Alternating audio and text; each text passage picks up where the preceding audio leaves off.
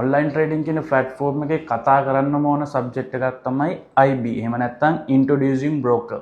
හැමෝම IB කියන වචනේ යූස් කරන්නේ introducing broker කියන එක ෂෝට් කරලා. IB එකක් කියන්නේ third party එකක්, තුන්වෙනි පාර්ශවයක්.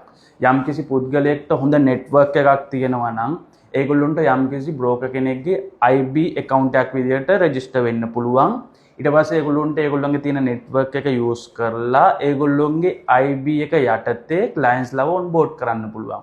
මෙතනදී IB එකට තියෙන main benefit එක තමයි එයා onboard කරන clients ලා through clients ලා හරහා එයා broker ගෙන් යම්කිසි commission මුදලක් ගන්නවා. මම කතා කරන්නේ genuine විදියට IB run කරන කට්ටිය ගැන. මොකද industry එකේ ඕන තරම් scam විදියට රන් කරන IBs තියෙනවා. හැබැයි genuine විදියට රන් කරන IB ඕන තරම් තියෙනවා.